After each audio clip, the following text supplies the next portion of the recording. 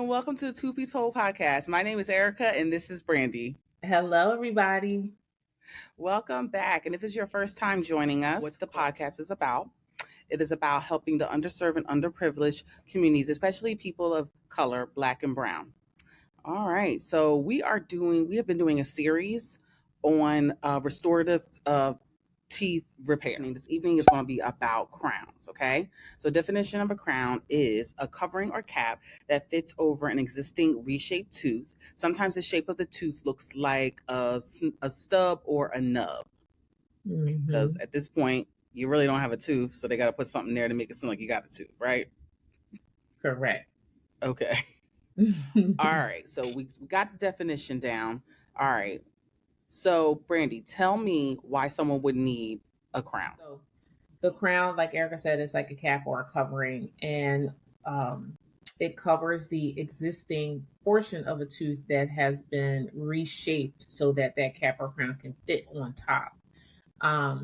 The prep is done by shaping and taking away a couple of millimeters of tooth structure all around the tooth so that that cap can fit securely on top to make room for it. The caps can be either stainless steel, they can be porcelain, like all porcelain, that's usually for your front teeth. They can be porcelain fused to metal, which is normally for back teeth. The metal gives a little more sturdiness for chewing forces, and they can be gold. But the gold ones are more old school, so you might see like older people with gold crowns. They're not as strong, but you still see some folks with gold crowns. Some of them refuse to give the gold crowns up. They keep the gold crowns. They want the gold crowns. They be serious. They be serious about their gold Sometimes crowns. they'll have them in the front still, and right. And you be like, you see, they got that gold too. That's Yes. Nobody says crown. We be like, you see, they got that gold too, right? They don't. Yeah, they don't say crown, but yes, that's what it is. And there's also crowns that restore or go over top of implants, but those are the different types of crowns. But as for Erica's question, why would somebody need? If you've had a root canal, you would need a crown to cover that tooth. The tooth becomes very brittle once the nerve is removed and the blood supply is removed from the tooth. And then if it doesn't have a covering to support it and give it strength, then it can crack or break just from regular chewing forces. And then the tooth can become non-restorable where it can't be fixed anymore. It may need to be extracted if it's broken in a certain way. So the cap provides stability for that.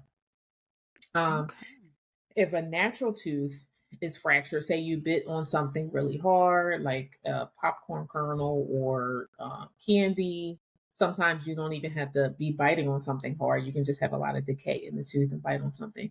Once the tooth becomes fractured or broken, it may need to have a crown to replace that broken tooth structure. Or if it has a large filling. So if a tooth has a very large filling and your dentist may look and say, you may want to consider getting a crown on this tooth because most of the tooth is supported by filling material, meaning there's very little natural tooth structure left. And this tooth could possibly be, in trouble, and you might have issues with it fracturing in the future. So those are some of the reasons why you might need a crown. Okay. So now question number 3. What does the procedure entail to get the crown? Okay, so your dentist will use some vibration and water spray, and like I kind of said in the beginning, they will, if you have decay in the tooth, they'll remove the decay. Of course, beforehand, you'll get numb with a local anesthesia, the Novocaine, so you'll get some injections first. He'll use his instruments to remove that decay, usually a lot of vibration and water spray. Once it's removed, he will place a filling and then reduce the tooth all the way around so that the tooth is prepped for the crown. Sometimes you don't have to get a filling. Sometimes the tooth is intact and you just need to make space for the crown. So if that's the case, the doctor will just remove those millimeters around the tooth so that the cap or crown can fit. And then once the tooth is reduced and is shaped like a little stub, they will take impressions or molds of that area. The mold is sent off to the lab so that they can make the cap or crown for you, the permanent. And then they will make one in office, a temporary one that you wear usually for about 2 weeks until the permanent one is made. And you keep that. And then when you come back, they take the temporary off and they place the permanent one on with a permanent cement. And it should stay in place. They may have to do some adjusting to it. But that's pretty much the gist of it. Yeah, it's at least probably like 2-3 visits, depending on. It sounded like that's always like you coming, Yeah. you coming back, you can come back again, you can come back In and out, again. in and out. In and out. So, what are the risks and the benefits of having a crown? Okay, so first, some of the benefits is the having the crown is going to restore function, of course, especially if the tooth is broken. It's also going to provide strength and provide protection and support, so that if you do have a root canal tooth, or if you had a larger filling, that area is now protected. It will not break or fracture anymore because it has that support. Also, aesthetically, like it will look better, especially if it's in the front of your mouth. You could be replacing an unsightly tooth or an unsightly filling, and it might look really, really nice. You'll have a nice color. You can pick the shade of the tooth. So the appearance will look much, much better. And it will last you about 5 to 15 years.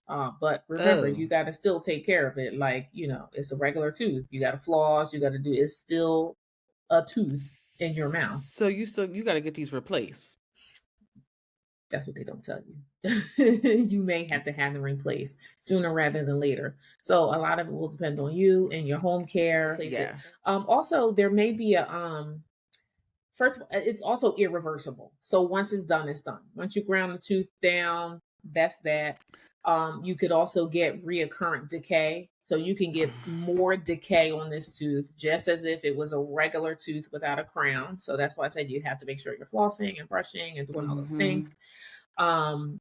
The metal may show. So if you have a porcelain fused to metal, the metal portion might show at your gum line over time. It could look like tooth decay or a cavity in that area. If you have a porcelain fused to metal. If it's all porcelain, then you won't see that. But typically porcelain is only placed in the front. Okay. All right.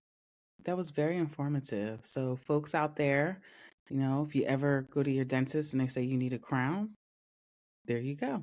That's what's going to happen. I'm actually going to add something, Erica. I don't mean to cut you off. No, you're fine. But another thing I was thinking about is that if the tooth is a vital tooth, so by vital, I mean if the tooth did not have a root canal and it's just a regular tooth and it's ground down, you can have extreme sensitivity and you may need a root canal in the future, because when you remove all of that enamel, the tooth becomes very sensitive and it comes close to the nerve.